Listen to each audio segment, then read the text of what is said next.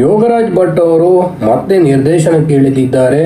ಹಾಗೆ ಅಂತ ಅವರು ನಿರ್ದೇಶನವನ್ನು ಬಿಟ್ಟಿದ್ದಾರೆ ಅಂತಲ್ಲ, ಅವರ ಹಿಂದಿನ 2 ಚಿತ್ರಗಳು ಸೋಲನ್ನು ಕಂಡ ಕಾರಣ ಅವರು ಮತ್ತೆ ನಿರ್ದೇಶನವನ್ನು ತಡ ಮಾಡ್ತಾರೆ ಅಂತ ಅಂದ್ಕೊಂಡಿದ್ರು. ಆದರೆ ಅವರು ವರ್ಷಕ್ಕೊಂದು ಸಿನಿಮಾ ಕೊಡುವ ಪರಂಪರೆಯನ್ನು ಜಾಸ್ತಿ ಮಾಡಿದಂತಿದೆ. ಹಾಗಾಗಿ ಅವರು ಮತ್ತೆ ಸಿನಿಮಾ ನಿರ್ದೇಶನಕ್ಕೆ ಇಳಿದಿದ್ದಾರೆ.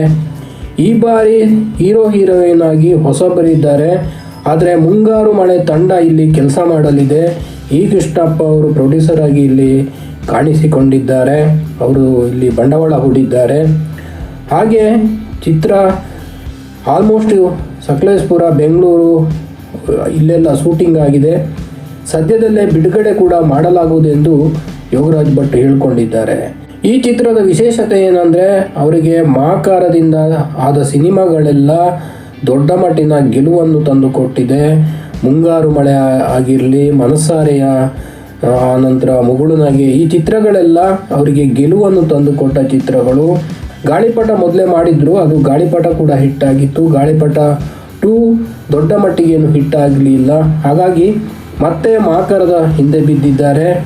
ಹಾಗಾಗಿ ಈ ಸಲ ಅವರು ಗೆಲ್ಲುವ ಎಲ್ಲ ಚಾನ್ಸ್ ಇದೆ ಅಂತ ಹೇಳ್ತಿದ್ದಾರೆ. ಇದೊಂಥರ ತ್ರಿಕೋನ ಪ್ರೇಮ ಕಥೆ ಅಂತ ಅವರು ಹೇಳ್ಕೊಂಡಿದ್ದಾರೆ.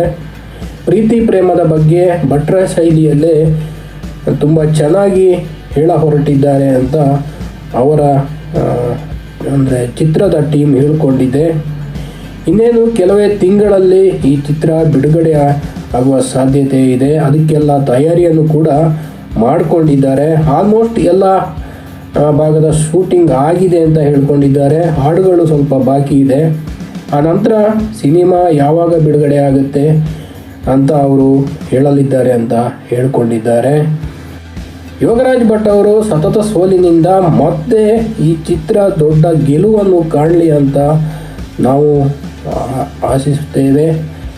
ಅದರ ಜೊತೆ ಸಿನಿಮಾವನ್ನು ಸಿನಿಮಾ ಮಂದಿರದಲ್ಲಿ ನೋಡಿ. ಹಾಗೆ ನಮ್ಮ ಚಾನಲನ್ನು ಸಬ್ಸ್ಕ್ರೈಬ್ ಮಾಡಿ, ಶೇರ್ ಮಾಡಿ, ಲೈಕ್ ಮಾಡಿ. ಮುಂದಿನ ವಿಡಿಯೋದೊಂದಿಗೆ ಮತ್ತೆ ಸಿಗೋಣ. ನಮಸ್ಕಾರ. Thank you.